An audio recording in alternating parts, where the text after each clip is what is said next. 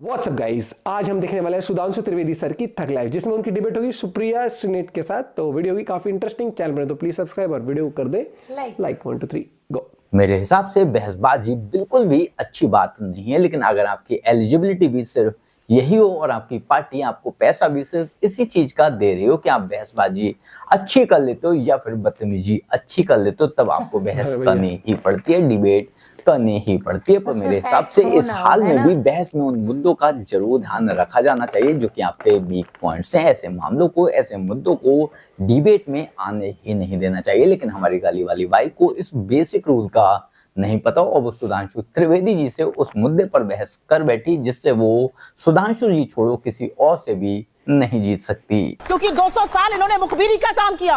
हम अंग्रेजों के खिलाफ थे, अंग्रेजों के साथ खड़े। आप बताते हैं मुखबिरी। एक कांग्रेस कब बनी थी? 1885। संस्थापक कौन था? एलन ऑक्टेवियम ह्यूम, ब्रिटिश सरकार का सेक्रेटरी। पहले अध्यक्ष कौन थे? बिमेश चंद्र बनर्जी, जाके इंग्लैंड में बस गए। 1885 से लेकर 1910 तक एक नहीं अनेक ब्रिटिश सरकार के सेक्रेटरी कांग्रेस के अध्यक्ष रहे। कौन? विलियम वैडनबर्न, जॉर्ज यूल, अल्फ्रेड रोब। और 1910 में भी कांग्रेस का अध्यक्ष विलियम वैडनबर्न था, जो ब्रिटिश सरकार का सेक्रेटरी था, जिस वर्ष में वीर सावरकर को 2 जन्मों की कारावास की सजा हुई थी। इसलिए मैं पूछना चाहता हूं कि ये कहते हैं कि इन्होंने स्वतंत्रता का आंदोलन लड़ा, तो एक कांग्रेस का नेता बताइए जो अंग्रेजों को गोली से मारा गया हो। एक कांग्रेस का नेता बताइए, राष्ट्रीय अध्यक्ष स्तर का बड़ा नेता जो फांसी चढ़ा हो। एक नेता बताइए लाला लाजपत राय को छोड़कर जिसने लाठियां भी पड़ी हो। एक कांग्रेस का नेता बताइए जिसको काला पानी भी हुआ हो। मतलब बाप न मारी मेड की बिटवा तीरंदाज। हमारे आज के डिबेट में सुप्रिया ने करप्शन का मुद्दा लाई, डॉलर्स का मुद्दा लाई, मैन्युफैक्चरिंग का मुद्दा लाई, अडानी का मुद्दा लाई। हर मुद्दा ठीक ठाक चल जा रहा था, ठीक ठाक उस पर बहस हो जा रही थी, लेकिन एंड में इसने देशभक्ति का मुद्दा छेड़ दिया जो कि इस पर बहुत ही ज्यादा भारी पड़ गया। क्यों और आखिर कैसे, आप खुद देखिए। इतिहास मोदी जी को लगता है इमारतों से बनता है। जी नहीं, इतिहास ना इमारतों से बनता है, ना 9 साल में बनता है। इतिहास तब बनता है जब 200 साल की ब्रिटिश हुकूमत के बाद आप रोना नहीं रोते, अपना दुखड़ा नहीं रोते, आप IIT, एम्स, ISC, बार्क, इसरो जैसी संस्थाएं बनाते हैं। इतिहास तब बनता है जब आप जय जवान जय किसान का संकल्प लेते हैं। इतिहास तब बनता है जब विश्व की आंख में आंख डाल के पाकिस्तान के 2 टुकड़े करते हैं और विश्व का भूगोल बदल देते हैं। इतिहास तब बनता है जब 19वीं सदी के भारत में आप 21वीं सदी की IT और टेलीकॉम रेवोल्यूशन की नींव रखते हैं। इतिहास तब बनता है जब 1991 में आप अपनी इकोनॉमी को खोलते हैं और ग्लोबलाइजेशन का एक अहम हिस्सा बनते हैं। इतिहास तब बनता है जब 2004 से 14 के बीच आप 27 करोड़ लोगों को गरीबी की सीमा रेखा के ऊपर खींचते हैं। मनरेगा, खाद्य सुरक्षा अधिनियम, right to education, right to information जैसे कानून लाते हैं। एक ऐसा अधिनियम बताएं जो लाए। इन्होंने 23 करोड़ लोगों को इस देश में गरीबी की सीमा के नीचे ढकेलने का काम किया है। ये इनके 9 साल का फलसफा है। उसने कहा भारत का भूगोल बदला था। कांग्रेस पार्टी ने अपना प्रस्ताव पारित करके भारत के 3 टुकड़े हुए थे, मतलब उस समय 2 ही टुकड़े थे। ये AICC के रेजोल्यूशन में पास हुआ। और मैं ईमानदारी की बात मानता हूं, नई इकोनॉमिक पॉलिसी मैं मानता हूं कांग्रेस सरकार ने शुरू की और वो एक अच्छा कदम था, मैं ईमानदारी से कह रहा हूं, जिससे देश आगे बढ़ा। मगर उस निर्णय लेने वाले प्रधानमंत्री नरसिम्हा राव जी की मृत्यु के बाद उनको AICC में उनका शव तक नहीं रखा गया। और तीसरी बात अंत में कह दूं, इन्होंने बात कही जय जवान जय किसान। बिल्कुल, लाल बहादुर शास्त्री जी ने शानदार काम किया। भारत का न्यूक्लियर प्रोग्राम एक साथ शुरू हुआ और यह भी मैं कहना चाहता हूं, इसे सिर्फ संयोग माने या कोई रहस्य था कि लाल बहादुर शास्त्री जी और भारत के न्यूक्लियर प्रोग्राम के जनक होमी जहांगीर भाभा दोनों की मृत्यु 15 दिन के अंदर हो गई और रहस्यमय तरीके से, और दोनों में से किसी चीज की जांच किसी की भी जांच नहीं। तो इसलिए मैं कहना चाहता हूं, हमने जो परिवर्तन किए हैं वो गुणात्मक परिवर्तन है। अब भारत एक समृद्धशाली, मजबूत, स्वाभिमानी, गौरवशाली राष्ट्र है जिसमें इतना वित्तीय भर का भी विदेशी प्रभाव नहीं है। मेरा अपना मानना है एक चीज सरकार ने अच्छी करी और उसमें इनको 100 में से 100 अंक मिलने चाहिए। बिना काम का ढिंढोरा कैसे पीटा जाता है उसका सबक इन्होंने सबको पढ़ा दिया है। खूब लोगों ने वो सीख लिया है। बिना रत्ती भर का काम मत करो और ऐसा ढिंढोरा पीटो कि लगे वाह जी वाह। वो इन्होंने अच्छा किया, इन्होंने सबको सिखाया है। काम के नाम पर, उपलब्धियों के नाम पर इनका रिकॉर्ड 9 साल का नील बटा सन्नाटा है। मैं उत्तर प्रदेश से आती हूँ, 0/0। अच्छा सुधांशु जी, आपका रिएक्शन? मुझे लगता है ये उत्तर प्रदेश में 0/0 अपनी पार्टी के परफॉर्मेंस के लिए बोल गई। अरे आपकी उपलब्धियों के लिए बोल रहे हो, काहे इतना घबरा गए? आपकी उपलब्धियों के लिए। अभी देखिए मुंह से क्या निकल गया। 45 साल की सब, मैं कह रहा था ना, निकल गया। 1978 होते हैं ना 45 साल से। देखिएगा जाके क्या क्या महंगाई, रेट ऑफ ग्रोथ क्या थी?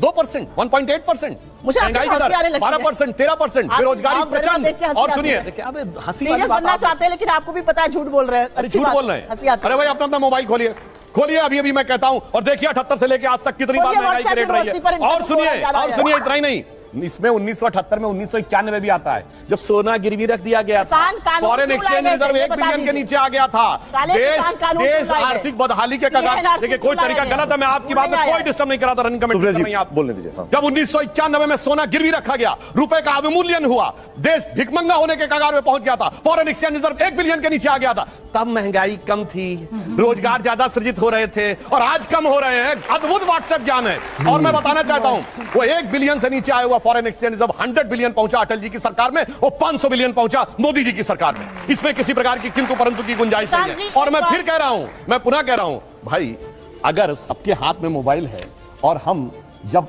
हमारी सरकार आई तो मोबाइल फैक्ट्री कितनी थी? 2, आज है 240।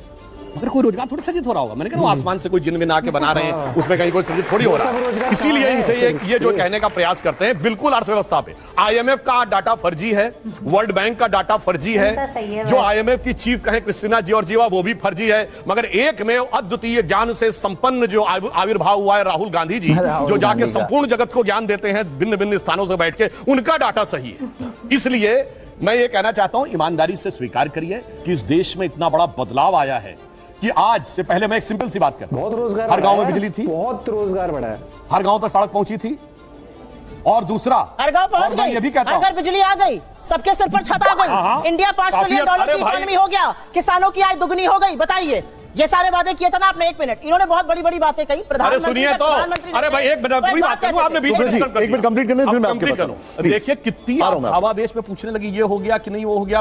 अरे भैया 50 साल आपकी पार्टी का नहीं, आपके खानदान का शासन रहा, हमसे पूछ रहे हैं, मतलब बाप ने मारी मेड की बिटवा तीरंदाज, आप कह रहे हैं हम आके सब कर देंगे। किसी को कोट कर रही हूं, जनता ही बताएगी किसको कोट कर रही हूं। जैसे जैसे रुपया गिरता है, प्रधानमंत्री की साख गिरती है। कितने पे मिला था रुपया? 60 पर। कितने पर है रुपया? 83 पर। कहां किस गरताल में चली गई प्रधानमंत्री की साख? रुपए पर यह बात करेंगे, अर्थव्यवस्था पर यह बात करेंगे। और कभी कभी अगर कान बंद करके इन लोगों को सुनिए तो लगता है भाजपा के प्रवक्ता है कि अडानी के प्रवक्ता है। अडानी के बचाव में सारी सरकार कूदी पड़ी है। तो ये सवाल है, और इन सवालों का जवाब मैं सुधांशु जी आपसे रिएक्शन ले रहा हूं। 1 मिनट। इन्होंने कहा रुपया गिर रहा है। नहीं मैडम, किस जमाने में आप अटक गई? अरे अब रुपए में ट्रेड हो रहा है रूबल के साथ। बताइए, आपके जमाने में कोई बड़ा देश रुपए में ट्रेड करता हो तो बताइए। रूस ही नहीं कर रहा है, जर्मनी से भी बात हो रही है, 34 देशों से वार्ता हो रही है, 7 देश रुपए में ट्रेड कर रहे हैं। हमारा सबसे बड़ा ऑयल एक्सपोर्ट इस समय रूस से आ रहा है, जो रुपए को रूबल में चेंज कर रहा है। ये डॉलर में ही अटके पड़े हैं। क्या बताएं, उस जमाने के पड़े हुए जब डॉलर ही सब कुछ हुआ करता था। अब एक और बात इन्होंने कहा, अडानी की बात। आपको पता है अडानी को सबसे बड़ा पावर पिछले 6-7 महीने में कहां मिला है? राजस्थान में, और सैकड़ों एकड़ जमीन दी गई है। क्यों दी गई है? अब आप बताइए, सबसे बड़ा माइंस का प्रोजेक्ट कहां मिला? और जानते कितने? 60,000 करोड़ रुपए का प्रोजेक्ट मिला है। सबसे बड़ा माइंस का प्रोजेक्ट कहां मिला है? छत्तीसगढ़, 11,000 करोड़ रुपए का माइंस भी दे दी गई है। अब सुनिए, महाविकास अघाड़ी की सरकार तो चली गई, कोई बात नहीं।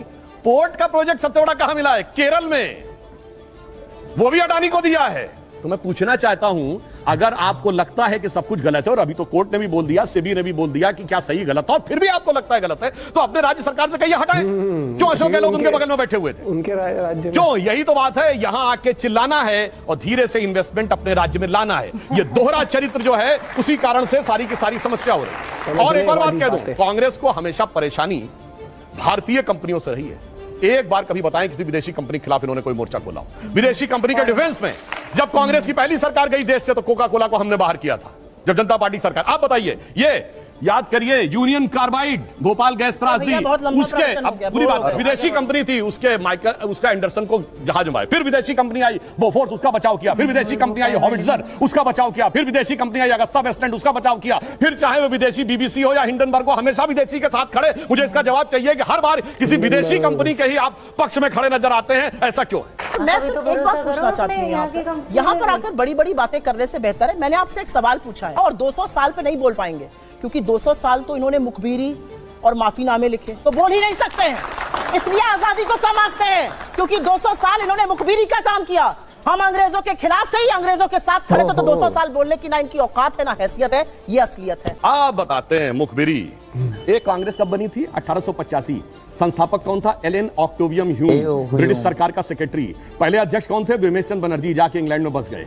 1885 से लेकर 1910 तक एक नहीं अनेक ब्रिटिश सरकार के सेक्रेटरी कांग्रेस के अध्यक्ष रहे। कौन? विलियम वैडनबर्न, जॉर्ज यूल, अल्फ्रेड रोब, और 1910 में भी कांग्रेस का अध्यक्ष विलियम वैडनबर्न था, जो ब्रिटिश सरकार का सेक्रेटरी था, जिस वर्ष में वीर सावरकर को 2 जन्मों की कारावास की सजा हुई थी। इसलिए मैं पूछना चाहता हूं कि ये कहते हैं कि इन्होंने स्वतंत्रता का आंदोलन लड़ा, तो एक कांग्रेस का नेता बताइए जो अंग्रेजों को गोली से मारा गया हो। एक कांग्रेस का नेता बताइए, राष्ट्रीय अध्यक्ष स्तर का बड़ा नेता जो फांसी चढ़ा हो। एक नेता बताइए लाला लाजपत राय को छोड़कर जिसने लाठियां भी पड़ी हो। एक कांग्रेस का नेता बताइए जिसको काला पानी भी हुआ हो और उसके बावजूद उन्होंने ही सारा स्वतंत्रता संग्राम लड़ा। यानी मुझे देखकर तो याद आता है, सारा क्रेडिट वो ले गए कि नौरंगी सियासत दौरान तो देखिए कि मंजिल मिली उन्हीं को जो शरीके सफर न थे, और आगे हम लोगों को ज्ञान देने का प्रयास कर रहे हैं। और ये वो बातें हैं, वो फैक्ट्स हैं जो अगर आप गूगल करेंगे आपको चुटकियों में मिल जाएंगे, जो कि आप हिस्ट्री की किताब खोलेंगे तो आपको लिखे हुए मिल जाएंगे। ये वो बातें हैं जो किसी से भी छुपी हुई नहीं है। ये वो चीजें हैं, वो डार्क सीक्रेट्स हैं जो कांग्रेस हमेशा ही